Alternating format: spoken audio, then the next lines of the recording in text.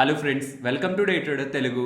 Good evening. Sensex 77 points down అయ్యి 81,374 దగ్గర close అయితే నిఫ్టీ 34 పాయింట్స్ డౌన్ అయ్యి 24,717 దగ్గర క్లోజ్ అయింది. వెరస్ బ్యాంక్ నిఫ్టీ 154 పాయింట్స్ గెయిన్ అయ్యి 55,903 దగ్గర క్లోజ్ అయింది. ఇవాళ మార్నింగ్ మార్కెట్ పడిందా, దాని రిలేటెడ్ గా చాలా ఇంట్రెస్టింగ్ అప్డేట్ ఉంది. బట్ దానికంటే ఎక్కువగా మన ఇండియా రిలేటెడ్ గా పాజిటివ్ అప్డేట్స్ ఉన్నాయి. ఇది చాలా ఇంపార్టెంట్. గ్లోబల్ గా నెగిటివ్ ఉంది, అది షార్ట్ టర్మ్. మన ఇండియా రిలేటెడ్ గా పాజిటివ్ ఉంది, అది long term and solid fundamentals తో ఇండియన్ గ్రోత్ ఎలా ఉంటుంది అనేది ఇప్పుడు మీకు అర్థం అవుతుంది. బట్ ఫస్ట్ నెగిటివ్స్ గురించి మాట్లాడుకుందాం. ఇక్కడ మీరు స్క్రీన్ మీద గమనిస్తే యుఎస్ అండ్ చైనా జెనీవాలో ఇద్దరు ఒక ఒప్పందానికి వచ్చారు కదా. నెక్స్ట్ కొద్ది రోజులు మన ఇద్దరం మాట్లాడుకొని ట్రేడ్స్ ని సెటిల్ చేసుకుందాం. ఎటువంటి టారిఫ్లు, పెద్ద టారిఫ్లు ఏం వేసుకోవాల్సిన అవసరం లేదని ఇద్దరు టారిఫ్లని కట్ చేసుకున్నారు కదా. ఆ ఒప్పందాన్ని చైనా వాళ్ళు ఉల్లంఘిస్తున్నారని డొనాల్డ్ ట్రంప్ ఆరోపణలు చేశారు.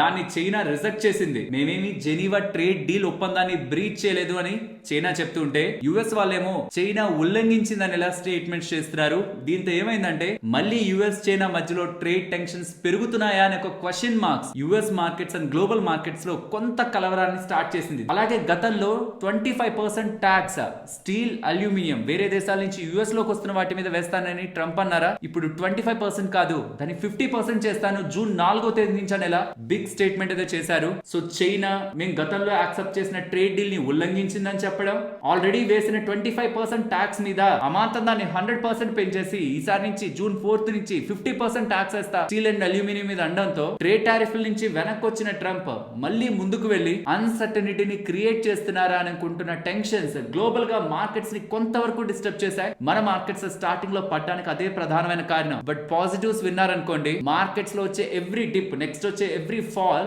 మీకు ఎలాంటి ఇంపార్టెంట్ ఆపర్చునిటీ అర్థమవుతుంది. మార్కెట్స్ ఎందుకు కమింగ్ టైమ్స్ లో స్ట్రాంగ్ గా పైన ఉంటాయి అనేది కూడా మీకు అర్థమవుతుంది. దాని దగ్గరికి వెళ్లే ముందు మీరు ఇందాక అన్నారు కదా, మరి 50% tariff on steel and aluminium. మన టాటా స్టీల్ కూడా అక్కడే బిజినెస్ చేస్తుంది, యూరోప్ లో, నెదర్లాండ్స్ లో. నెదర్లాండ్స్ నార్త్ వెస్ట్ యూరోప్ లో ఉంటుంది కదా, అక్కడ ఉంది కదా టాటా స్టీల్. మళ్ళీ వాళ్ళకి ఇంపాక్ట్ కదా అంటే ఖచ్చితంగా ఇంపాక్ట్ అయితే కొంత ఉంటుంది. But apart from Tata steel and ఇంకొన్ని అదర్ కంపెనీస్, వేరాజ్ వాళ్ళు చాలా నెగ్లిజిబుల్ పోర్షన్స్ లోనే ఉన్నారు. అది తప్పించి మన ఇండియాకి ఎటువంటి ఇంపాక్ట్ లేదు. ఎందుకంటే అసలు మనం ఎక్స్పోర్టింగ్ కంట్రీయే కాదు మన ఇండియా నుంచి. అవి అక్కడ ఉన్నాయి కాబట్టి బిజినెస్ చేస్తున్నాయి. మన ఇండియా నుంచి మనం ఏమి పెద్ద ఎక్స్పోర్ట్స్ యూఎస్ కి చేయట్లేదు కాబట్టి ఇది మన బిజినెస్ మీద, మన ఇండియన్ ఎకానమీ మీద ఏ ఇంపాక్ట్ ని బిగ్ వేలో చూపించదు. బట్ లిస్టెడ్ కంపెనీస్ లో మాత్రం టాటా స్టీల్ కి, స్టీల్ పరంగా నెదర్లాండ్స్ నార్త్ వెస్ట్ యూరోప్ లో ఉంది కాబట్టి టాటా స్టీల్ కు ఉంటుంది. అండ్ హిందాల్కో కూడా వాళ్ళకి సంబంధించిన నోవెలిస్ అనే కంపెనీ ఉంది కదా, అల్యూమినియం పరంగా. స్టీల్ అండ్ అల్యూమినియం కదా ట్రంప్ అంటున్నారు. సో ఈ రెండు కంపెనీస్ కి ఇంపాక్ట్ ఉంటుంది. కానీ దీనికి యూరోప్ అండ్ చైనా ఇద్దరు స్ట్రాంగ్ అనే రెస్పాండ్ అయ్యారు. మీరు మా మీద ఇలా ట్యాక్స్లు వేయాలనుకుంటే మేము కూడా ఆగేది లేదు, మేము కూడా మీ మీద తిరిగి ట్యాక్స్లు వేస్తామనేలా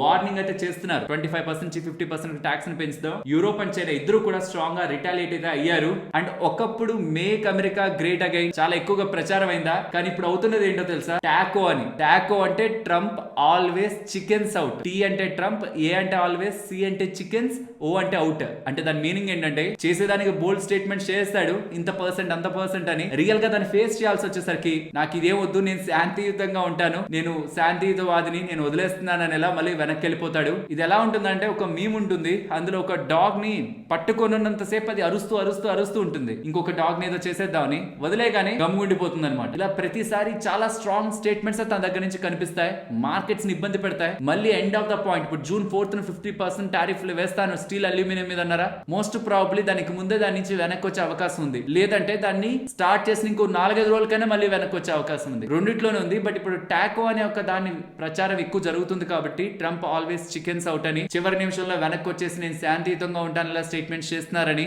ఇది తెలియగానే ట్రంప్ కొంత ఫ్రస్ట్రేట్ అయ్యారని, దీని రిలేటెడ్ గా మైండ్ లో పెట్టుకొని ఇంకొంచెం స్ట్రాంగ్ అయ్యారు వ్యవహరించే అవకాశం ఉందని అలా కూడా కొన్ని వార్తాపత్రికల్లో డేటా అయితే కనిపిస్తుంది. గ్లోబల్ గా చూడాలి మరి ఈసారి ఎలాంటి స్టేట్మెంట్స్ ఉంటాయని. అండ్ ట్రంప్ అండ్ చైనాకు సంబంధించిన ప్రెసిడెంట్ జీ వీళ్ళిద్దరూ కూడా కమింగ్ టైమ్స్ లో మీట్ అయ్యి వాళ్ళిద్దరి మధ్యలో ఉన్న డిఫరెన్స్ గురించి మాట్లాడుకుంటారనేలా యుఎస్ కి సంబంధించిన ట్రెజరీ చీఫ్ అయితే స్టేట్మెంట్స్ చేస్తున్నారు. ఇవి మార్కెట్ రిలేటెడ్ గా కొంత అన్సర్టనిటీ కలిగిస్తున్నవి. బట్ స్టిల్ మార్కెట్స్ అయితే స్ట్రాంగ్ గానే నెక్స్ట్ హాఫ్ లో రికవర్ అయ్యాయి. బట్ గ్లోబల్ గా కొంత టెన్షన్ క్రియేట్ చేస్తున్నది మాత్రం యుక్రెయిన్ కి సంబంధించిన సర్ప్రైజ్ డ్రోన్ అటాక్. రష్యాకు సంబంధించిన వెరీ ఇంపార్టెంట్ స్థావరాలపై, యుద్ధ స్థావరాలపై యుక్రెయిన్ వాళ్ళు మెగా డ్రోన్ అటాక్ అయితే చేశారు. లాస్ట్ వీకెండ్ అంతా ఇదే అనమాట డిస్కషన్. నెక్స్ట్ వీళ్ళు ఇస్తాంబుల్ లో తుర్కీకి సంబంధించిన క్యాపిటల్ లో మీటింగ్ అయితే ఉంటుంది. వీళ్ళిద్దరు ఎలా పీస్, శాంతియుతంగా సీజ్ ఫైర్ చేసి వాళ్ళిద్దరి మధ్యలో ఉంటున్న ఇష్యూస్ ని ఎండ్ చేసుకోవాలనేది చర్చిస్తారు. ఇది కానీ పాజిటివ్ వేలో వెళ్ళింది అనుకోండి, క్రూడ్ ఆయిల్ పడుతుంది, గ్లోబల్ ఎకానమీ మార్కెట్స్ కి మంచిది. వెళ్ళలేదనుకోండి మార్కెట్ మార్కెట్స్ ఆల్రెడీ ప్రిపేర్డ్ గానే ఉన్నాయి, ఇది ఎలాగో కంటిన్యూ అవుతుందని. సో మార్కెట్స్ పరంగా అదేం బిగ్ ఇంపాక్ట్ కాదు. అండ్ ఓపీసీ ప్లస్ వాళ్ళ మీటింగ్ కూడా అయిపోయి వాళ్ళు ప్రొడక్షన్ ని యాజ్ ఇట్ ఈస్ జూన్ లో అయితే హైక్ చేయాలనుకున్నారు, అలానే జూలైలో కూడా హైక్ చేస్తారని ఇలా స్టేట్మెంట్స్ చేశారు. యాక్చువల్లీ ఈ అవుట్పుట్ పెంచడం అనేది క్రూడ్ ఆయిల్ కి మంచిది కాదు, బట్ ఎలాగో పెంచుతారని మార్కెట్ ఎక్స్పెక్ట్ చేసి జూన్ లానే జూలైలో కూడా పెంచేసరికి క్రూడ్ ఆయిల్ 2% దగ్గరగా జంప్ అయింది. ఇక్కడ వరకు మనం మార్కెట్స్ రిలేటెడ్ గా నెగిటివ్స్ కదా మాట్లాడుకున్నాం, ఇప్పుడు పాజిటివ్స్ మాట్లాడుకుందాం. మన మార్కెట్స్ ఎండ్ అయిన తర్వాత ఫ్రైడే క్లోజ్ అయిన తర్వాత జిఎస్టీ డేటా వచ్చింది. 16.4% జంప్ అవుతూ జిఎస్టీ కలెక్షన్స్ 2,100,000 కోట్ల దగ్గరగా మే మంత్ లో జిఎస్టీ కలెక్షన్స్ ఉన్నాయి. ఇది మన మార్కెట్స్ రిలేటెడ్ గా స్ట్రాంగ్ పాజిటివ్. అండ్ అలాగే లాస్ట్ వీడియోలో జీడీపీ రిలేటెడ్ గా డేటా మాట్లాడుకున్నామా, ఓవరాల్ ఫైనాన్షియల్ ఇయర్ తగ్గిందని మనకు కనిపిస్తున్న Q4 లో ఎక్స్పెక్టెడ్ కంటే స్ట్రాంగ్ డేటా మనకి కనిపిస్తుండడం, జీడీపీ బాగుంటుండడం మార్కెట్స్ రిలేటెడ్ గా మనం పాజిటివ్ గానే చూడాలి. ఇవన్నీ మాట్లాడుకున్నవే కదా, కొత్తవి ఏం చెప్తున్నారు? స్టార్టింగ్ లో ఏదో చెప్పారు స్ట్రాంగ్ గా మార్కెట్స్ రిలేటెడ్ గా మంచి పాజిటివ్ అప్డేట్ చెప్తానని, చెప్పిందే చెప్తున్నారు అంటే ఈ డేటాను చూడండి. మోతీలాల్ ఓస్వాల్ వాళ్ళు ఈసారి Q4 లో మన కంపెనీస్ ఎలా పర్ఫామ్ చేస్తాయి, డేటా ఎలా ఇస్తాయి నెంబర్స్ పరంగాని ఎక్స్పెక్ట్ చేసిన దాన్ని మన కంపెనీస్ బీట్ చేశాయని చెప్తున్నారు. ఇది ఇంపార్టెంట్, ఇది చాలా చాలా ఇంపార్టెంట్. నెంబర్స్ వచ్చిన తర్వాత ఓవరాల్ మార్కెట్ రిలేటెడ్ గా ఎర్నింగ్స్ అప్గ్రేడ్ అయితే ఆటోమేటిక్ గా పిఈ తగ్గుతుంది అండ్ ఆ పిఈ ని మెయింటైన్ చేయడానికి మార్కెట్స్ పెరుగుతాయి. సో ఎర్నింగ్స్ ఎప్పుడైతే పెరుగుతుంటాయో ఆ ఇండెక్స్ లో ఉంటున్న స్టాక్స్ వి ఆటోమేటిక్ గా ఇండెక్స్ పెరగాలి, ఎందుకంటే ఎర్నింగ్స్ పెరిగినప్పుడు పిఈ తగ్గుతుంది కాబట్టి. ఎక్స్పెక్టేషన్స్ ని బీట్ చేసాయి. మెజారిటీ ఆఫ్ అప్గ్రేడ్ మనకి small caps, mid caps, even large caps లో కూడా కనిపించిందని మోతీలాల్ ఓస్వాల్ వాళ్ళు చెప్తూ ఉన్నారు. సో ఇలా రీసెంట్ టైమ్స్ లో ఉంటున్న వర్స్ ని ఎలా రికవర్ చేసుకొని స్ట్రాంగ్ గా మొమెంటం ఎలా కంటిన్యూ అవుతుంది, ఎర్నింగ్స్ అప్గ్రేడ్ ది కూడా ఇక్కడ మీరు స్క్రీన్ మీద గమనించొచ్చు. ఎంటైర్ మోతీలాల్ ఓస్వాల్ వాళ్ళ ఎంటైర్ యూనివర్స్ లో వాళ్ళు ట్రాక్ చేస్తున్న వాటిల్లో 2% దగ్గరగా ఉంటుంది ఇయర్ ఆన్ ఇయర్ లో అనుకుంటే, 10% దగ్గరగా మన మార్కెట్స్ లో ఉంటున్న స్టాక్స్ పర్ఫార్మ్ చేశాయని, కాబట్టి ఎర్నింగ్స్ అప్గ్రేడ్ కూడా స్ట్రాంగ్ గా మన మార్కెట్స్ లో కనిపిస్తుందని. అండ్ ఈవెన్ నోమ్రా వాళ్ళు కూడా FY26 రిలేటెడ్ అంటే ఈ ఫైనాన్షియల్ ఇయర్ రిలేటెడ్ గా టార్గెట్ ని 26,140 దగ్గరగా మన మార్కెట్స్ రిలేటెడ్ గా ఇవ్వడం జరిగింది. ఓవరాల్ ఈ మార్కెట్ అనాలిసిస్ లో మీరు హైలైట్ చేయాలని నేను ఎక్స్పెక్ట్ చేసేది అయితే ఇదే. నెంబర్స్ బాగా వచ్చాయి, ఎక్స్ట్రాడినరీగా అన్ని కంపెనీస్ బాగా పోస్ట్ చేశాయా, కొన్ని డిసప్పాయింట్ చేశాయి. యావరేజ్ తీస్తాం కదా ప్రతి దానికి, ఆ యావరేజ్ బాగుంది. సరే అది మార్చ్ ఎండ్ వరకు అనుకుందాం, మరి ఏప్రిల్ మే 2 నెలలు అయిపోయి మరి అవి ఎలా ఉన్నాయి డేటా మనకు తెలియదు కదా. Q4 అంటే జనవరి, ఫిబ్రవరి, మార్చ్ అయిపోయింది, తర్వాత ఏప్రిల్ వచ్చింది, మే వచ్చింది, మరి అక్కడ వీక్ అయ్యొచ్చు కదా మన మార్కెట్స్. దానికే నేను ప్రతిసారి ఆటో సేల్స్ డేటా చూస్తాను. ఆటో సేల్స్ లో అన్ని బెస్ట్ గా పర్ఫార్మ్ చేయాలని లేదు, ఎందుకంటే కాంపిటీటర్ నుంచి వాళ్ళు మార్కెట్ షేర్ తీసుకొని వెళ్తూ ఉంటారు, గెయిన్ అవుతుంటారు. సో ప్రతి ఇండస్ట్రీలో 4 వీలర్ లో, 2 వీలర్ లో, ఆటోలో, సారీ ఈ ట్రాక్టర్ లో ఏవేవి స్ట్రాంగ్ గా గెయిన్ అవుతున్నాయి, అట్లీస్ట్ కొన్ని కంపెనీస్ అయినా బాగా పెరుగుతున్నాయని చూస్తున్నాను. అలా చూసినప్పుడు 4 వీలర్ సెగ్మెంట్ లో మహేంద్ర అండ్ మహేంద్ర చూడండి 17% గ్రోత్ ఇయర్ ఆన్ ఇయర్ లో. అండ్ ఈ 2 వీలర్స్ లో చూడండి TVS 17% growth year on year లో, Asian Motors 22% growth year on year లో, ట్రాక్టర్స్ లో కూడా Mahindra 10% growth year on year లో. గుడ్ కదా, బానే ఉంది. సో ఓవరాల్ మార్కెట్స్ రిలేటెడ్ గా డిస్టర్బెన్స్ క్రియేట్ చేసేలా ఎకానమీ పరంగా ఫ్యాక్టర్స్ అయితే లేవు. అండ్ మెయిన్ ఈవెంట్ అయితే మన మార్కెట్స్ పరంగా ఆర్బీఐ కి సంబంధించిన రేట్ కట్ June 6th వస్తుంది. ఎక్స్పెక్టేషన్స్ మార్కెట్ లో అయితే చాలా స్ట్రాంగ్ గా ఉన్నాయి సార్. 25 బేసిస్ పాయింట్స్ కట్ చేస్తారు. 25 బేసిస్ పాయింట్స్ కట్ చేశారంటే ఎక్స్పెక్ట్ చేస్తున్నదే మార్కెట్ అండ్ కొంత పాజిటివ్ గా ఉండొచ్చు. కట్ చేయలేదంటే మాత్రం సర్ప్రైజ్ నెగిటివ్ అది, ఎందుకంటే మన దగ్గర స్ట్రాంగ్ ఎకానమీ ఉంది, అలాగే ఇన్ఫ్లేషన్ బాగా తగ్గుతుంది. రేట్ కట్ చేయాల్సిన సినారియో ఉంది, ఇక్కడ రేట్ కట్ అయితే మెయింటైన్ చేయాల్సిన నీడ్ లేదు, ఎందుకంటే ఇన్ఫ్లేషన్ కూల్ ఆఫ్ అయింది. మార్కెట్స్ ని కొంత స్ట్రెంగ్తన్ చేసుకోవడానికి వాళ్ళు రేట్ కట్ చేసే అవకాశం ఉంది. బట్ ఒకే ఒక రీజన్, ఫెడ్ వాళ్ళు చేయట్లేదు కదా, ఎందుకు మనం ఊరికే రేట్ కట్స్ అనుకుని వెనక్కి తగ్గాలేమో. బట్ మార్కెట్ అయితే ఎక్స్పెక్ట్ చేయట్లేదు, సార్ రేట్ కట్ అని అనుకుంటుంది. June 6th మార్కెట్ రిలేటెడ్ గా వెరీ ఇంపార్టెంట్ ఈవెంట్, ఇది గతంలో చాలా సార్లు చెప్తూనే వస్తున్నాను. అండ్ June 18th మళ్ళీ ఫెడ్ వాళ్ళ మీటింగ్ అనమాట. అప్పుడు వాళ్ళ ఇంట్రెస్ట్ రేట్స్ అండ్ ఫర్దర్ వాళ్ళ అవుట్లుక్ ఎలా ఉంది, ఎకానమీ రిలేటెడ్ గా, ఇన్ఫ్లేషన్ రిలేటెడ్ గా, జీడీపీ రిలేటెడ్ గా, వీటన్నిటి పరంగా ఏం స్టేట్మెంట్ చేస్తారని June 18th మనకు తెలుస్తుంది. ఈ రెండు ఇంపార్టెంట్ గా మార్కెట్ రిలేటెడ్ గా కనిపిస్తూ ఉంటాయి. ఈ వీక్ ఎండ్ లో ఫ్రైడేలో యూఎస్ కి సంబంధించిన జాబ్స్ డేటా అప్డేట్ అవుతుంది. అండ్ స్లోగా ఎఫ్ఐఎస్ షార్ట్స్ అయితే పెంచుకుంటున్నారు. ఆల్మోస్ట్ 80% నెట్ షార్ట్స్ అయితే ప్రెసెంట్ మెయింటైన్ చేస్తున్నారు. లాస్ట్ ట్రేడింగ్ సెషన్ లో 30న మనకి 6,449 crore దగ్గరగా ఎఫ్ఐఎస్ సెల్ చేశారు. చాలా మంది ఎఫ్ఐఎస్ సెల్లర్స్ గా టర్న్ అయ్యారని ఎలా క్వశ్చన్ అడుగుతున్నారు. అవుతారేమో నాకు తెలియదు అది, బట్ నేను మీకు కొన్ని డేస్ బ్యాక్ ఒక డేటా పాయింట్ చెప్పాను, గుర్తుందా? ఎఫ్టిఎస్సి రీబ్యాలెన్సింగ్ ఉంది 27th, ఆ రోజు ఎఫ్ఐఎస్ డేటాని పట్టించుకోవద్దు. 30 కూడా ఉంది ఎంఎస్సిఐ రీబ్యాలెన్సింగ్ ఉంది, ఆ రోజు వచ్చే డేటాని కూడా పట్టించుకోవద్దు. ఆ రోజు సెల్లింగ్ ఉంటుంది వాళ్ళ సైడ్ నుంచి. ఎఫ్టిఎస్సి రోజు సెల్లింగ్ కనిపించలేదు పెద్దగా, ఎంఎస్సిఐ రోజు కనిపించింది. సో గ్లోబల్ రీబ్యాలెన్సింగ్ లో భాగంగా అడ్జస్ట్మెంట్ జరిగినప్పుడు మార్కెట్స్ లో సెల్లింగ్ ఉండడం సహజం ఎఫ్ఐఎస్ దగ్గర నుంచి. అది మనం ప్రామాణికంగా తీసుకోవాలంటే నేనైతే కాదనుకుంటాను. నెక్స్ట్ కమింగ్ డేస్ లో ఎలా మార్కెట్ లో ఇన్ఫ్లోస్ ఉన్నాయని దాన్ని బట్టి మనం డెసిషన్ తీసుకోవాలి. సో ఫైనలీ మీకు పాజిటివ్స్, నెగటివ్స్ అండ్ ఏం గమనించాలి ఇవన్నీ కూడా క్లారిటీ వచ్చాయని పర్సనలీ నా ఒపీనియన్. గ్లోబల్ మార్కెట్స్ లో, గ్లోబల్ ఎన్విరాన్మెంట్ లో మన ఇండియా రిలేటెడ్ గా ఇంపాక్ట్ కొంత నెగిటివ్ గా పడుతున్నా మనకంటే వేరే కంట్రీస్ ఇంకా డిస్టర్బ్ అవుతాయి ఈ ట్రేడ్ టారిఫ్స్, ఈ ట్రేడ్ వార్ లో. అండ్ తర్వాత ఇదంతా ఎండ్ అయిపోయే టైం కి మన ఇండియా ఇంకా స్ట్రాంగ్ గా ఎమర్జ్ అవుతుంది అనేది నా opinion. So in coming days ఎప్పుడైనా గ్లోబల్ గా ఏదైనా సినారియో జరిగి మార్కెట్స్ లో సడన్ షార్ట్ ఫాల్ వస్తే డబ్బులు ఉంటే యాడ్ చేసుకోండి, డబ్బులు లేకపోతే వెయిట్ చేయండి. ఇదేంటిది మార్కెట్ ట్రాప్ అని బయటకు వచ్చేయాలని చూడొద్దు. రీసెంట్ గా ఒక కామెంట్ చూశాను, ఇంకొక 25,000 నాది రికవర్ అవ్వాలి, రీసెంట్ గా చాలా రికవర్ అయిపోయాను, ఇంకొక 25,000 రికవర్ అయితే నేను మార్కెట్ ని చూడని కూడా చూడను అన్నారు. మంచిది ఆ డెసిషన్. నిజంగా మీరు అలా సఫర్ అయితే వెళ్ళడంలో తప్పే లేదు. ఈటీఎఫ్ లో కానీ, ఫిక్స్డ్ డిపాజిట్స్ లో కానీ, బాండ్స్ లో కానీ, ఎక్కడైనా మీకు మనశ్శాంతి ఎక్కడ ఉందో అక్కడ డబ్బులు పెట్టండి. కానీ మళ్ళీ ఈక్విటీ మార్కెట్స్ పెరుగుతున్నప్పుడు హై దగ్గర వచ్చి మళ్ళీ మార్కెట్స్ పడుతున్నప్పుడు ఎగ్జిట్ అవుతున్నారు అనుకోండి, ఇలా ఇదే సైకిల్ కంటిన్యూ అవుతుంది అనుకోండి, అన్నెసరిగా మార్కెట్ లో ఎప్పుడు మీరు డబ్బులు నష్టపోతుంటారు. మన కంట్రీ పరంగా గ్రోత్ బాగుందనేలా ఇండికేషన్ మనకు కనిపిస్తూ, గ్లోబల్ గా ఏదైనా అన్సర్టనిటీ కనిపిస్తూ మన మార్కెట్ పడితే అది మనకి అవకాశమా కాదా అనేది ఒక్కటే ఆలోచించుకోండి. రెస్ట్ మీ ఇష్టం. మీరు స్టాక్ మార్కెట్ లో డబ్బులు పెట్టాలి, ఖచ్చితంగా పెట్టండి. మీరు పెట్టాల్సిందే అని నేను కాదు, ఎవరు బలవంతం చేయరు. అల్టిమేట్ గా మీ డెసిషన్. కానీ పెడుతున్నప్పుడు మాత్రం మినిమం 7 సంవత్సరాలు నేను టచ్ అయిన డబ్బులు ఏం జరిగినా నేను చూడను దాని సైడ్ అనుకున్న డబ్బులే తీసుకురండి. లేకపోతే అన్నెసరీగా మీరు స్ట్రెస్ ఫీల్ అవుతారు. ఈ పాయింట్ లో కూడా నెక్స్ట్ పెరుగుతుంటే కూడా అన్నెసరీగా షార్ట్ టర్మ్ అవసరాలకు ఉన్న డబ్బులు మార్కెట్ లోకి తీసుకురాకండి. ఫ్రెండ్స్, ఇలా మార్కెట్ లో ఉంటున్న each and every data point ని కనెక్ట్ చేస్తూ ఇలా అనాలిసిస్ చేసి కంటెంట్ మీ ముందుకు తీసుకురావడానికి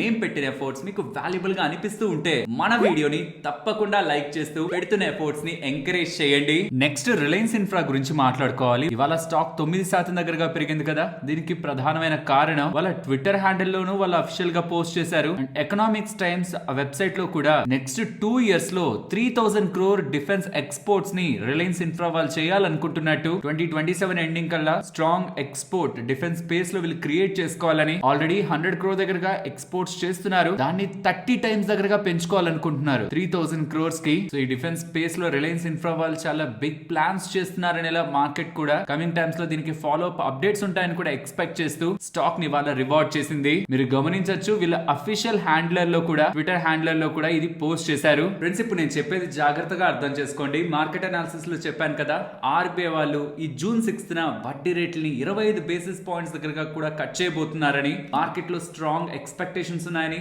అలా కానీ జరిగిందంటే మీరు బ్యాంక్ లో పెట్టుకుంటున్న డబ్బులపై మీకు వచ్చే వడ్డీ తగ్గుతుంది. మీరు తీసుకున్న లోన్ రిలేటెడ్ గా ఫ్లోటింగ్ ఇంట్రెస్ట్ రేట్ అయితే వాటి మీద కూడా మీకు వడ్డీ తగ్గుతుంది. మీరు తీసుకున్న లోన్ మీద వడ్డీ రేట్ తగ్గితే మనకేం నష్టం లేదు. కానీ మీరు డిపాజిట్ చేసిన డబ్బులు సేవింగ్స్ అకౌంట్ లోను, ఫిక్స్డ్ డిపాజిట్ లోను పెట్టుకుంటున్న డబ్బులకి కమింగ్ టైమ్స్ లో బ్యాంక్ వాళ్ళు వడ్డీ రేట్లు తగ్గించే అవకాశం ఉంది ఆర్బీఐ వాళ్ళు రేట్ కట్ చేసే ప్రతిసారి. కాబట్టి సేవింగ్స్ అకౌంట్ లో ఎప్పుడు డబ్బులు ఉంచుకోవద్దు. ఈ మధ్య కాలంలో 3% దగ్గరగా వడ్డీ రేట్లు ఇస్తారంటున్నారు ఈ పెద్ద పెద్ద టాప్ ప్రైవేట్ బ్యాంక్స్ అన్ని. సో అది లిటరలీ ఇన్ఫ్లేషన్ ని బీట్ చేయడం కాదు కదా, దాని దగ్గరకు కూడా వెళ్ళలేదు. ఫిక్స్డ్ డిపాజిట్ లో కూడా వీళ్ళెంత వడ్డీ రేట్ ఇస్తున్నారు చూడండి. స్మాల్ ఫైనాన్స్ బ్యాంక్స్ ఇవెంత వడ్డీ రేట్ ఇస్తున్నాయి చూడండి. 9.1% దగ్గరగా కూడా మనకి స్మాల్ ఫైనాన్స్ బ్యాంక్ లో వడ్డీ రేట్లు వర్క్ అవుతున్నాయి. సీనియర్ సిటిజన్స్ కి అయితే ఇలా ఎక్కువ వడ్డీ రేట్లు ఇస్తారు. నార్మల్ కూడా 8% డబ్బు దగ్గరగా చాలా స్మాల్ ఫైనాన్స్ బ్యాంక్స్ లో మనకి వడ్డీ రేట్లు వర్క్ అవుతున్నాయి. వీటిని నేను నమ్మచ్చా అంటే ఆర్బీఐ వాళ్ళ రూల్స్ ప్రకారం వాళ్ళ అండర్ లో ఉంటున్న డిఐసి జీసీ వాళ్ళు ఈ public sector banks, private sector banks తో పాటు ఈ స్మాల్ ఫైనాన్స్ బ్యాంక్స్ లో కూడా మనం వేస్తున్న డిపాజిట్స్ కి 5 లక్షల వరకు మన అసలుకి వడ్డీకి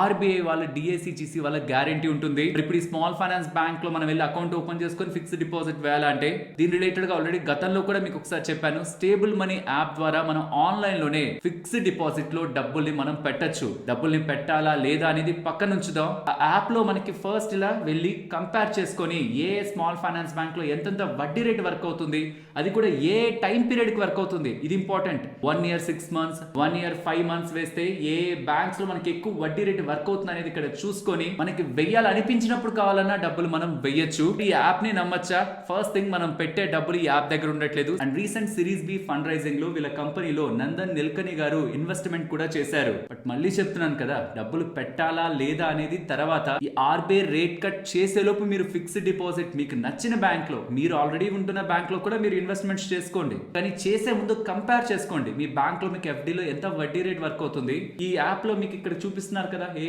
10 years కి ఎంతెంత వడ్డీ రేట్ వర్క్ అవుతుందని. అలా కంపేర్ చేసుకొని మీకు ఎక్కడ బెస్ట్ అనుకుంటే అక్కడ మీరు ఫిక్స్డ్ డిపాజిట్ చేయండి.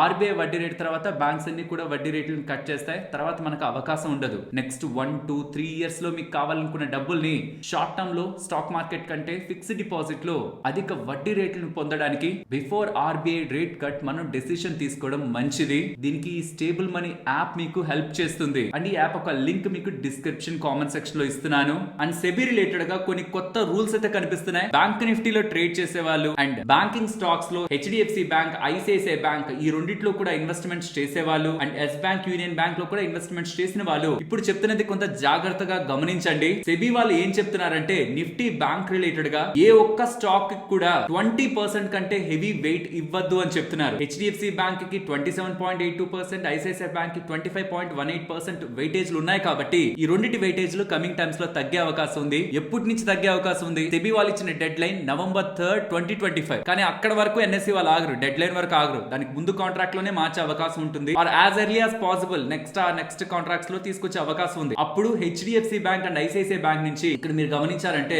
ఎన్ని వేల కోట్ల సెల్లింగ్ జరిగే అవకాశం ఉంది. 20% కి క్యాపింగ్ చేస్తే అనేది ఇక్కడ గమనించవచ్చు. Present HDFC Bank, ICICI bank ఎంత వెయిటేజ్ ని కలిగి ఉన్నాయనేది మీరు గమనించవచ్చు. దీంతో పాటు 12 స్టాక్స్ దగ్గరగా ఉంటాయి మనకి బ్యాంక్ నిఫ్టీలో. దాంట్లో 14 రావాలని చెప్తున్నారు. అలా అనుకుంటే వచ్చే stock Yes Bank and Union Bank అని. దాని కారణంగా ఎస్ బ్యాంక్ లోకి 888 కోట్లు, యూనియన్ బ్యాంక్ లోకి 602 కోట్ల దగ్గరగా డబ్బులు వచ్చే అవకాశం ఉందనేలా డేటా అయితే కనిపిస్తుంది. ఇవన్నీ కూడా November 3rd నుంచి అమలవ్వాల్సినవి, బట్ ముందుగా కూడా అమలవచ్చు. బ్యాంక్ నిఫ్టీ రిలేటెడ్ గా ఎవరైనా ట్రేడ్స్ చేస్తుంటే ఇది కమింగ్ టైమ్స్ లో జరిగే అప్డేట్ అని. And HDFC Bank, ICICI bank little negative coming times లో ఈ అవుట్ ఫ్లోస్ కారణంగా అండ్ వీటికి కొంత అడ్వాంటేజ్ ఉండే అవకాశం ఉందనేది మనం గుర్తుంచుకోవాలి. బట్ అవి టెంపరీ. కమింగ్ టైమ్స్ లో హెచ్డిఎఫ్సి బ్యాంక్, ఐసిఐసిఐ బ్యాంక్ ఎలా పర్ఫార్మ్ చేస్తుందనే దాన్ని బట్టే కదా అవి పెరుగుతాయి. ఎస్ బ్యాంక్, యూనియన్ బ్యాంక్ కూడా సిమిలర్. ఈ ఫండ్ ఫ్లోస్ ఇవన్నీ చిన్న ఇంపాక్ట్ ని చేస్తాయి. లాంగ్ టర్మ్ లో నెంబర్స్ అండ్ ఫండమెంటల్స్ స్టాక్ ని డ్రైవ్ చేస్తాయి. నెక్స్ట్ నీవా బూపా గురించి మాట్లాడుకోవాలి. నీవా బూపా అని కాదు, రీసెంట్ టైమ్స్ లో లాస్ట్ 2 వీడియోస్ లో చెప్తూ వచ్చానా, మార్కెట్ బాగా పెరుగుతూ ఉంటే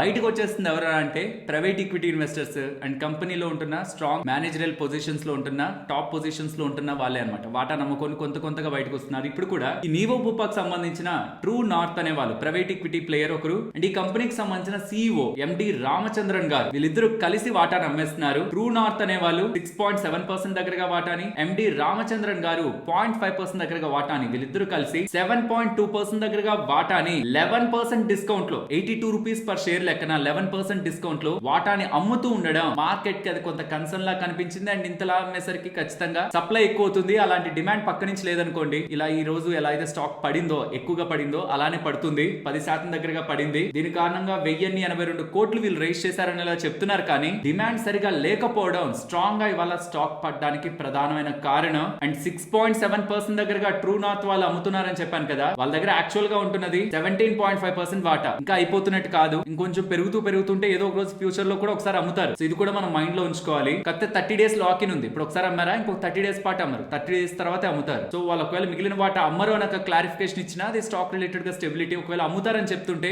అది స్టాక్ రిలేటెడ్ గా కొంత అన్సర్టనిటీని వాళ్ళ దగ్గర ఉన్న వాటా అంతా అయ్యేంత వరకు కూడా మెయింటైన్ చేస్తుంది. ఇవాళ మీరు అబ్జర్వ్ చేస్తే సిడిఎస్ఎల్ 10% దగ్గరగా పెరిగింది. అక్కడతోనే కాదు, చాలా క్యాపిటల్ మార్కెట్ స్టాక్స్ లో కూడా ఇవాళ మంచి మూవ్ కనిపించింది. లైక్ అసెట్ మేనేజ్మెంట్ కంపెనీస్ కానివ్వండి, కేఫిన్ టెక్నాలజీస్ కానివ్వండి, క్యామ్స్ కానివ్వండి, ఆనంద్ రాతి wealth, Angel one, BSc, MCX. ప్రధానమైన కారణం ఈ జియో పొలిటికల్ టెన్షన్స్ ఎంత వరకు వెళ్తాయి, దాని కారణంగా స్టాక్ మార్కెట్ ఎక్కడ పెరగకుండా పోతే వీటన్నిటికీ బిజినెస్ పోతుందా అని మార్కెట్ లో ఉంటున్న భయాలు, ఈ స్టాక్స్ పెరుగుతూ ఉండడం, ఇవన్నీ టెంపరీ. ఫైనల్ గా ఇండియన్ స్టాక్ మార్కెట్స్ ఖచ్చితంగా స్ట్రాంగ్ గా పెరుగుతాయి. రీటైలర్స్ అందరూ కూడా మార్కెట్ లోనే ఉంటారు. మార్కెట్ పడినా వాళ్ళు పెద్దగా భయపడట్లేదు అనేలా కాన్ఫిడెన్స్ బిగ్ ఇన్వెస్టర్స్ కి వస్తూ ఉండడమే capital market stocks even all time highs కి మార్కెట్ వెళ్ళకపోతున్నా, యుఫోరియా క్రియేట్ అవ్వకపోతున్నా వీటిల్లో మనకి బయింగ్ అయితే కనిపిస్తూ ఉంది. యూజువల్ గా ఇవి మార్కెట్స్ బాగా పెరుగుతున్నప్పుడే పెరుగుతాయి. కానీ ఇవి మార్కెట్స్ నార్మల్ గా రేంజ్ బౌండ్ లో ఉంటున్నా పెరుగుతున్నాయంటే మార్కెట్స్ పై కాన్ఫిడెన్స్, మార్కెట్స్ ఇంకా మంచిగా పర్ఫార్మ్ చేస్తుంది, రీటైలర్స్ సపోర్ట్ ఉంటుందని ఒక కాన్ఫిడెన్స్, సో దట్ వీళ్ళ బిజినెస్ కూడా మంచిగా రన్ అవుతాయనే కాన్ఫిడెన్స్ ఉంది కాబట్టి ఈ స్టాక్స్ ఇంతలా పెరిగాయి. ఇంతకీ సిడిఎస్ఎల్ ని మీరు హోల్డ్ చేస్తున్నారా? నియర్లీ 2000 దగ్గర నుంచి 46%, ఈవెన్ నియర్లీ 50% దగ్గరగా పడి అక్కడి నుంచి సుమారుగా 60% దగ్గరగా లాస్ట్ ఫ్యూ మంత్స్ లో పెరిగింది. చూడండి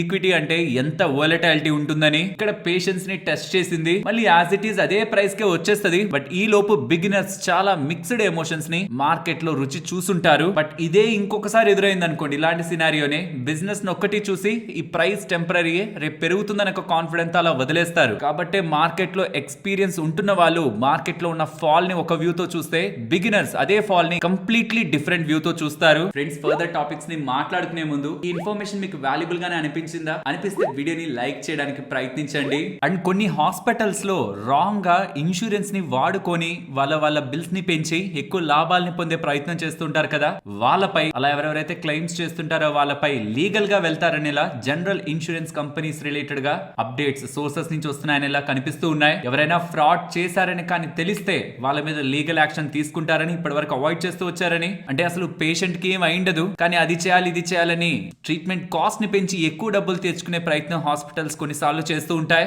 అండ్ ఇంకొన్ని దగ్గరలో హాస్పిటల్ కి సంబంధించిన వాళ్ళతోనే ఒక హెల్త్ ఇన్సూరెన్స్ తీయించుకొని వాళ్ళతోనే క్లెయిమ్ చేయించుకుంటున్నట్టు ఫ్రాడ్యులెంట్ కేసెస్ కూడా పెరుగుతుండడం హెల్త్ ఇన్సూరెన్స్ కడుతున్న వాళ్ళ ప్రీమియంలే పెంచేస్తుంది. ఒక 10 మంది ఒక 10 లక్షల దగ్గరగా క్లెయిమ్ చేస్తారనుకోండి, ఆ డబ్బులు ఇన్సూరెన్స్ కంపెనీస్ కడుతున్న వాళ్ళ ప్రీమియమ్స్ లోనే యాడ్ చేస్తాయి. కాబట్టి వీటిని తగ్గించి ప్రీమియంలు కూడా హెల్త్ ఇన్సూరెన్స్ కడుతున్న నిజాయితీగా కడుతున్న వాళ్ళ ప్రీమియంలు కూడా తగ్గించాలనే ఆలోచనతో ఇన్సూరెన్స్ కంపెనీలు ఉంటున్నట్టు డేటా కనిపిస్తుంది. కానీ లీగల్ గా అంటే ఎలా ముందుకు వెళ్తారో చూడాలి. హాస్పిటల్ మీదకి వెళ్తారా, లేకపోతే అలా పాలసీ తీసుకొని రాంగ్ గా చేసిన వాళ్ళ మీద కూడా వెళ్తుందా? ఇక్కడ హాస్పిటల్ ఒక్కటి కరెక్ట్ గా ఉంటే సరిపోతుంది అనేది నా ఒపీనియన్. ఎందుకంటే వితౌట్ హాస్పిటల్ ఇన్వాల్వ్మెంట్ అసలు ఇక్కడ ఫ్రాడ్ జరిగే స్కోప్ లేదు. అండ్ నిజంగా ఇన్సూరెన్స్ కట్టే ఎవ్వరు కూడా ఫేక్ గా హాస్పిటల్ కి వెళ్లి ట్రీట్మెంట్ చేయించుకోవాలి, ఆ టైం వేస్ట్ చేసుకోవాలని కూడా అనుకోరు. ఏదైనా హాస్పిటల్ సైడ్ నుంచే ఈ చేంజ్ అనేది రావాలి. నెక్స్ట్ ఎంఫసిస్ స్టాక్ ఇవాళ కొంత పడిందా? ప్రధానమైన కారణం వీళ్ళకి 8% దగ్గరగా రెవెన్యూని కాంట్రిబ్యూట్ చేసే ఫెడెక్స్ వాళ్ళు ఎంఫసిస్ వాళ్ళతో ఉంటున్న డీల్ ని క్యాన్సిల్ చేసుకోవడానికి ప్రయత్నిస్తున్నారనేలా అప్డేట్స్ అయితే కనిపించాయి.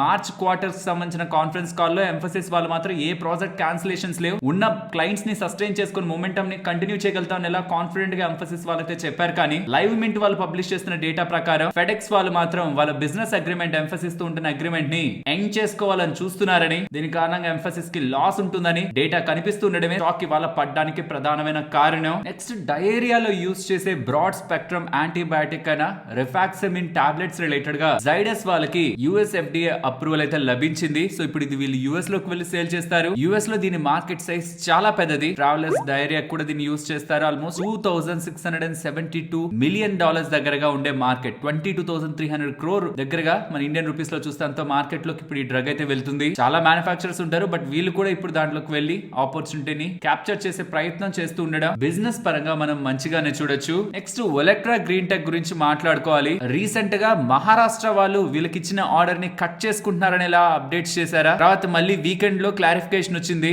మళ్ళీ రీఇనిషియేట్ చేస్తున్నారు, మళ్ళీ కొత్త ఆర్డర్ ఇస్తున్నారు. గవర్నమెంట్ వాళ్ళతో చర్చలు అయిపోయి మళ్ళీ కొత్త ఆర్డర్ మహారాష్ట్ర నుంచి వచ్చిందని వాళ్ళకి ఆ ఇష్యూ రిలేటెడ్ గా క్లారిఫికేషన్ అయితే వచ్చేసింది. సో ఆ పాత Maharashtra issue Olectra green tech ఏమి ఇప్పుడు ప్రాబ్లం కాదు. బట్ ఇప్పుడు కొత్తగా Telangana state road transport corporation TSRTC వాళ్ళు 50 intercity electric vehicle buses related గా గతంలో ఆర్డర్ ఇచ్చారు. అందులో 40 ఎలక్ట్రిక్ వెహికల్ బసెస్ దగ్గరగా విత్ డ్రా చేసుకున్నారు. దీని కారణంగా బిజినెస్ మీద ఏం పెద్ద ఇంపాక్ట్ ఉండదనేలా ఒలెక్ట్రా గ్రీన్ టెక్ వాళ్ళైతే చెప్తున్నారు. నెక్స్ట్ KRN హీట్ ఎక్స్చేంజర్స్ గురించి మాట్లాడుకోవాలి. వీళ్ళ న్యూ మ్యానుఫాక్చరింగ్ ఫెసిలిటీని స్టార్ట్ చేశారని అయితే చెప్తున్నారు. రాజస్థాన్ లో heat exchangers HVAC products related గా, HVAC అంటే ఏంటి, heating, ventilation, air conditioning and refrigeration products related గా అక్కడ వాళ్ళు మ్యానుఫాక్చరింగ్ చేస్తారని, నార్త్ ఇండియాకి సంబంధించిన ఇండస్ట్రియల్ హబ్స్ కి దగ్గరగా ఈ మ్యానుఫాక్చరింగ్ ఫెసిలిటీ ఉండడం బిజినెస్ కి మంచి ఆపర్చునిటీ అనేలా మంచి స్టేట్మెంట్ అయితే వీళ్ళు చేశారు. US FDA వాళ్ళు అలంబిక్ ఫార్మాకి సంబంధించి సర్ప్రైజ్ ఇన్స్పెక్షన్ చేశారని, 26th మే నుంచి 31st మే వరకు ఇది వీళ్ళ API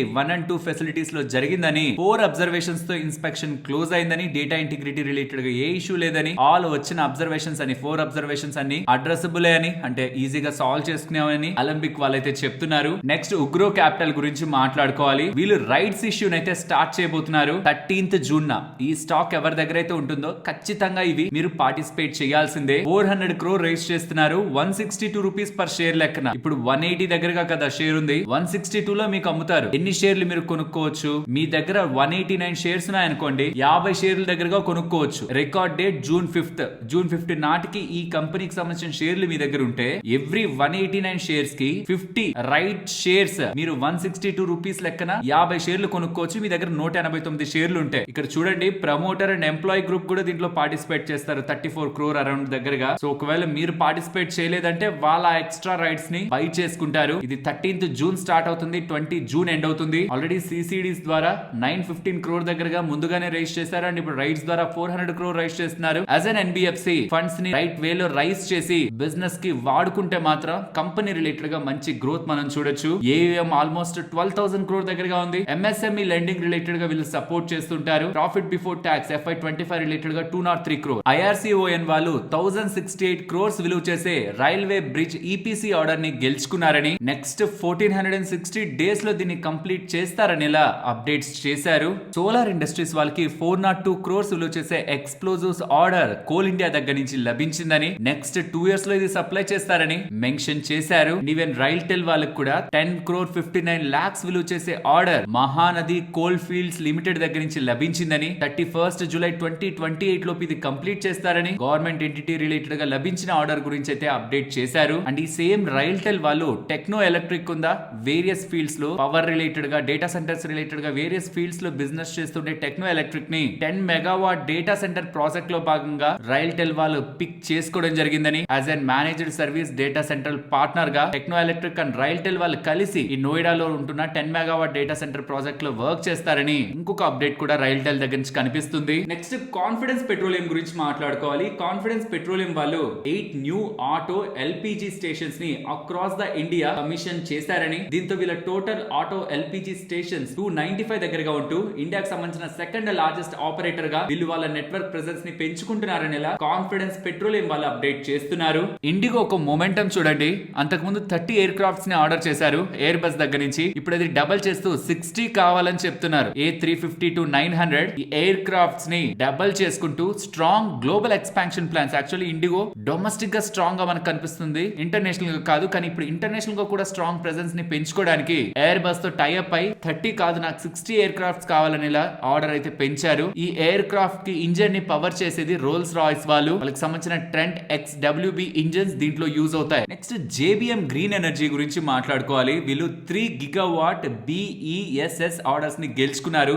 BESS అంటే బ్యాటరీ ఎనర్జీ స్టోరేజ్ సిస్టమ్స్. అందులో 1 gigawatt ఆర్డర్ ఏమో SJVN దగ్గర నుంచి లభించింది అండ్ మిగిలిన 2 gigawatts ఇతర కస్టమర్స్ దగ్గర నుంచి లభించాయని అప్డేట్ చేశారు. చూస్తే గోల్డ్ ప్రైస్ సడన్ గా ఇవాళ కొంచెం ఎక్కువగా పెరిగిందా? ఈ ఒక్క రోజే ఇంతలా స్ట్రాంగ్ గా గోల్డ్ పెరగడానికి ప్రధానమైన కారణాలేంటి? ఫస్ట్ లో మార్కెట్ అనాలిసిస్ లో మాట్లాడుకున్నాం కదా, ట్రంప్ చైనా రిలేటెడ్ ఉన్న అన్సర్టనిటీ గతంలో కూడా చెప్పాను. చైనా US రిలేటెడ్ గా అన్సర్టనిటీ ఎప్పుడు వస్తున్నా సరే అది ఖచ్చితంగా గోల్డ్ ని ఫ్యూయల్ చేస్తుంది. ఎందుకంటే దీన్ని కొనే దాంట్లో చైనా సెంట్రల్ బ్యాంక్ ఒక ప్రధాన పాత్ర ఉంటుంది కాబట్టి US చైనా ఎంత దూరం జరుగుతుంటే అంత గోల్డ్ కి స్టెబిలిటీ దొరుకుతుంది. అలాగే 25% కాదు 50% ట్యాక్స్ వేస్తున్నానని ఎలా అండో, అండ్ కోర్టులు కూడా ట్రంప్ కి ఫ్రీ హ్యాండ్ ఇస్తూ నువ్వేం చేయాలనుకుంటున్నావు అది చేయని, చిన్న కోర్ట్ ట్రంప్ ని బ్లాక్ చేస్తుంటే ఆ కోర్ట్ ఆర్డర్ ని బ్లాక్ చేస్తూ ఇంకొక కోర్ట్ తీర్పిస్తూ ఉండడం. బాండ్ డీల్స్ కూడా ఒక్కసారి అబ్జర్వ్ చేయండి, రీసెంట్ టైమ్స్ లో కొంత కూల్ ఆఫ్ అయినో కాస్త ఇప్పుడు కొంతగా అన్ని బాండ్ డీల్స్ కూడా పెరుగుతూ ఉండడం అండ్ ఈవెన్ డాలర్ ఇండెక్స్ పడుతూ ఉండడం కూడా, ఇవన్నీ కూడా గోల్డ్ పెరగడానికి ప్రధానమైన కారణాలు. ఏంటి ఇవన్నీ చెప్పేసి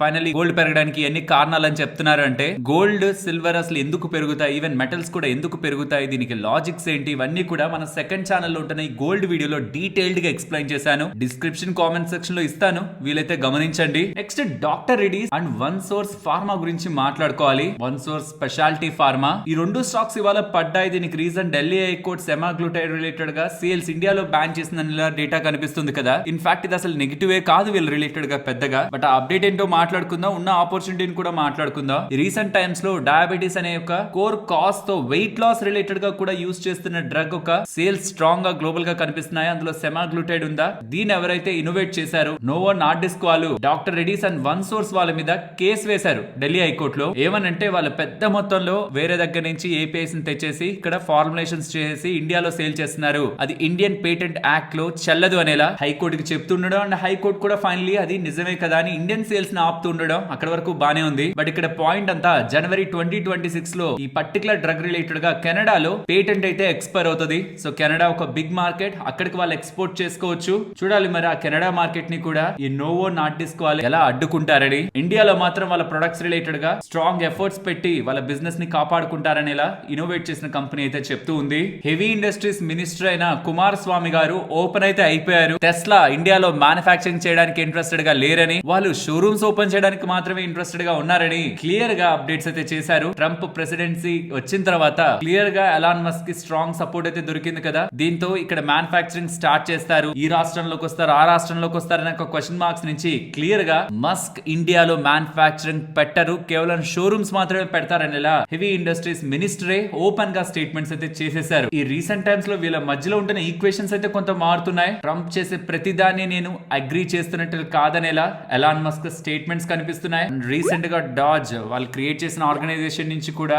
special organisation which led by Elon Musk, దాని నుంచి కూడా తను తప్పుకున్నారు. అండ్ ఇదైతే ఇప్పుడు క్లియర్ అయిపోయింది. ఎలాన్ మస్క్ సంబంధించిన టెస్లా ఇండియాలో మ్యానుఫ్యాక్చరింగ్ రిలాక్సేషన్ ఫెసిలిటీస్ అయితే పెట్టట్లేదని అండ్ ఇన్కమ్ పెరుగుతుంది. ఇన్ఫోసిస్ ఒక CEO గారికి 22% తన పే ని హైక్ చేస్తున్నారు. గతంలో తన సాలరీ లాస్ట్ ఫైనాన్షియల్ ఇయర్ లో 66 crore 25 lakhs ఉంటే దాన్ని ఇప్పుడు 22% పెంచి 80 crore 60 lakhs దగ్గరగా హైక్ నైతే CEO గారు తీసుకుంటున్నారనేలా సాలిల్ పరేఖ్ గారు తీసుకుంటున్నారనేలా అప్డేట్స్ అయితే చేస్తున్నారు. ఇది ఓకే. ఇండియా అండర్ లో ఉంటున్న పబ్లిక్ సెక్టర్ కంపెనీస్ ఉంటాయి కదా, వాళ్ళని ఫ్రీక్వెంట్ గా డివిడెండ్స్ ఇవ్వండి అండ్ హైయర్ డివిడెండ్ పర్సెంట్ ఇవ్వండి, bigger dividend and more frequent dividends ఇవ్వండి అనేలా స్టేట్ రన్ కంపెనీస్ ని PSUs ని ఇండియన్ గవర్నమెంట్ అడుగుతూ ఉందని అప్డేట్స్ కనిపిస్తున్నాయి. ఇఫ్ ఆ state run companies public sector undertaking companies ఆ డబ్బుల్ని ఎక్కడ ఖర్చు పెట్టలేకుండా డివిడెండ్స్ గవర్నమెంట్ కి ఇస్తే మంచిదే. బికాస్ అది గవర్నమెంట్ ప్రజల మీద ఇన్ఫ్రాస్ట్రక్చర్ మీద ఖర్చు పెడుతుంది. కానీ ఆ గవర్నమెంట్ కంపెనీస్ కి ఖర్చు పెట్టడానికి స్కోప్ ఉండి బిజినెస్ పెంచుకోవడానికి స్కోప్ ఉండి కూడా హైయర్ గా డివిడెండ్స్ ఇచ్చేస్తూ ఉండడం ఆ పర్టికులర్ స్టేట్ రన్ కంపెనీస్ కి PSUs కి మంచిది కాదు. 4.4 fiscal deficit target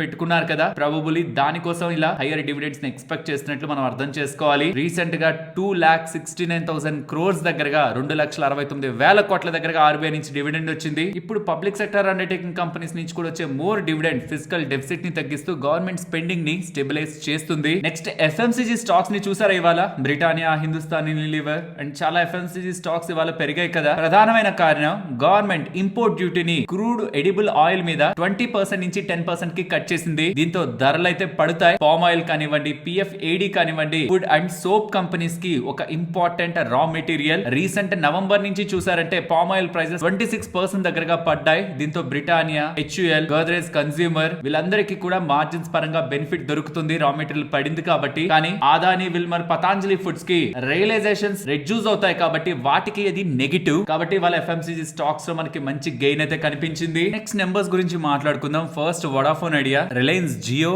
and Airtel వాళ్ళ టాప్ లైన్ గ్రోత్ ఉంది.